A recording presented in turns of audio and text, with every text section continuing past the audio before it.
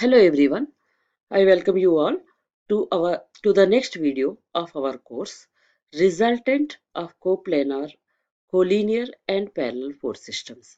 In this video, let us learn about how to find out the resultant of coplanar collinear force systems and coplanar parallel force systems. And what is resultant first? That also we will learn. Okay, let us select an object. Let us assume that a force of 3 Newton is acting on the body. So, what will happen? The object may get translated to some distance. Now, let us assume that another force of 4 Newton is acting on the body vertically downwards like this. Then what will happen? The body may move in the vertically downward direction like this. Let us suppose if I apply both the forces A and B, that is both the forces of magnitude 3 Newton and 4 Newton on the object together, then what will happen? Both the forces if I apply, then in what direction the object may move? Will it move vertically downwards or will it move horizontal towards right? Yes, correct. You are guessing it right. It will move in a direction in between the two directions of A and B, somewhat in inclined direction. So that is the combined effect of these two forces on the object. So instead of 3 Newton and 4 Newton force, if I apply a force of 5 Newton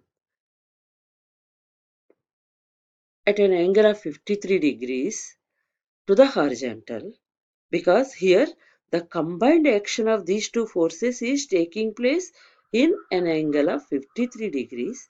So if I apply a force of 5 Newton force at an angle of 53 degrees, that also will give you same effect on this body.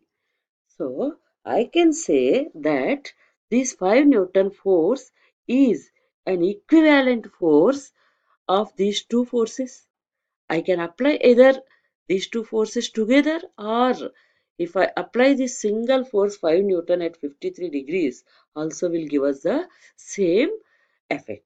So I can call this 5 Newton force as resultant force of these two forces.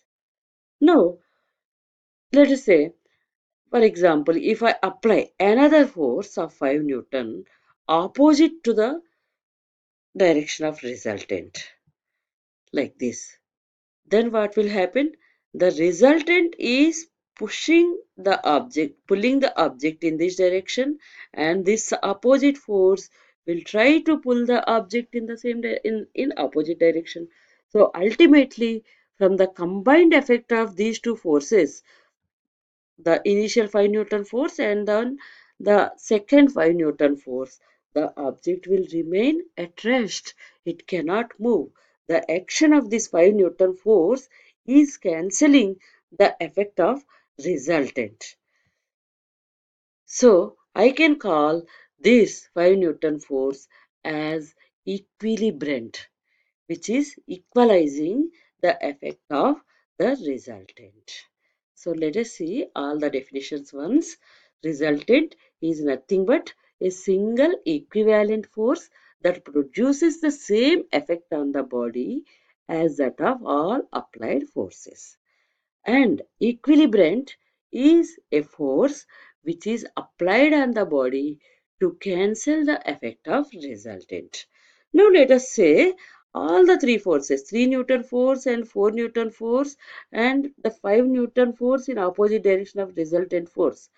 All these three, if I apply together on the body cannot move at all. The action of these 3 Newton force and 4 Newton force together, it is going to get cancelled by this 5 Newton force. So the body will be at rest and it will be said to be in equilibrium. What is equilibrium? When the resultant action on the body becomes zero, the body is said to be in equilibrium. The process of finding a resultant force for the given system of force without changing the effect of the same is called as composition of forces.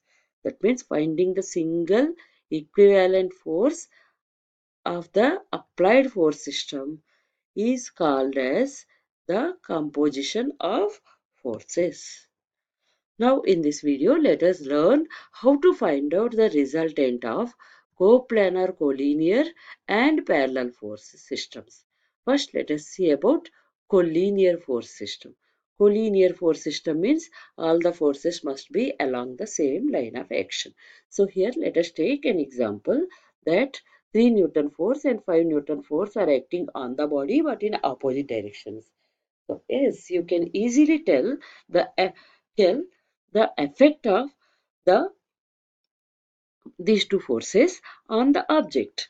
Ultimately, the effect of these two forces will be equal to a single force 2 Newton only, because the action of this 3 Newton will be cancelled by 3 Newton force of this out of this 5 Newton, and only remaining 2 Newton force will act act on the body in the direction of 5 Newton, because 5 Newton is greater force.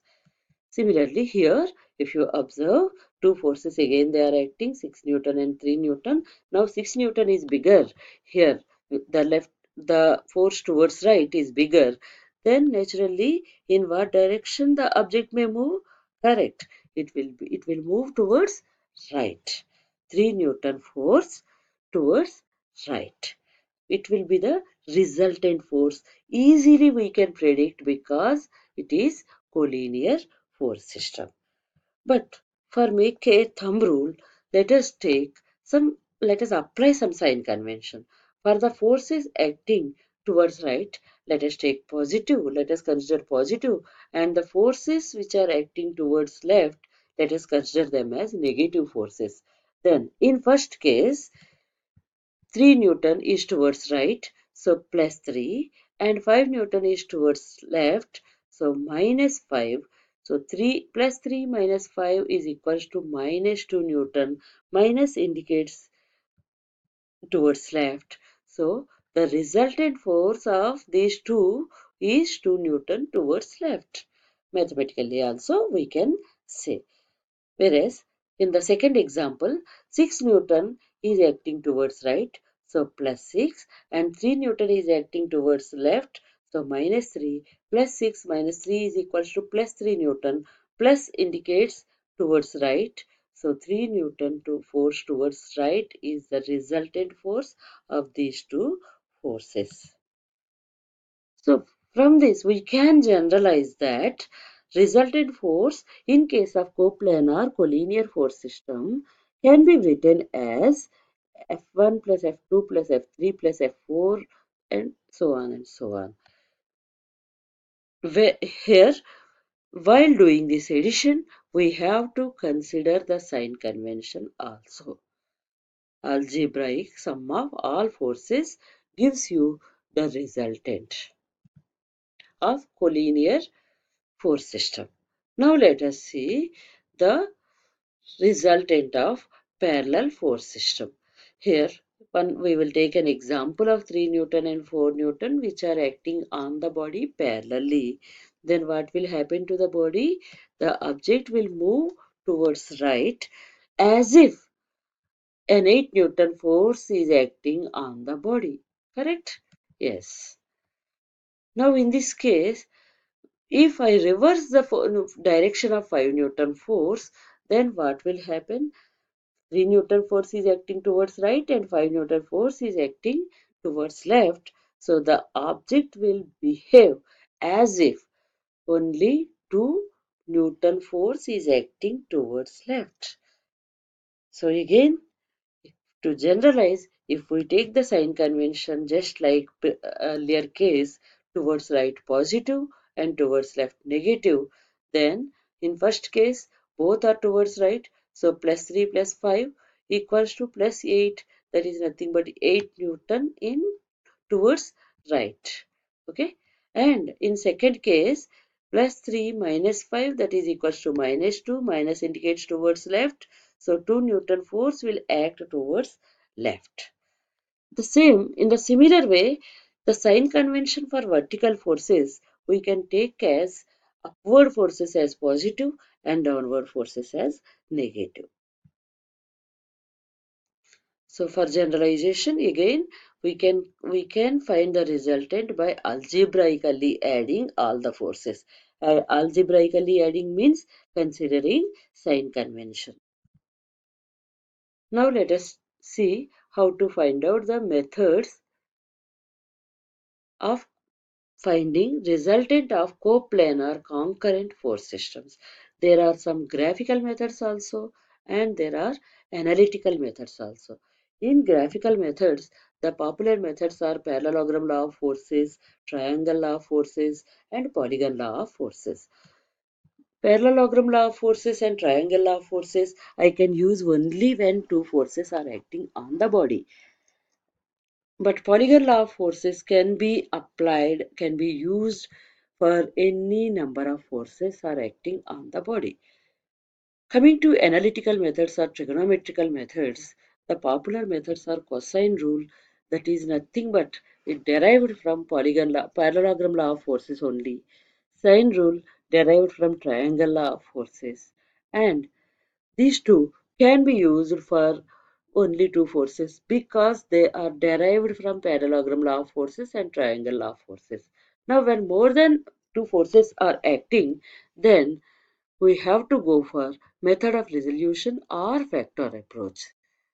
Let us see in our next video in detail about all these forces. That is how to find out the resultant of coplanar concurrent force system. We will see in our next video.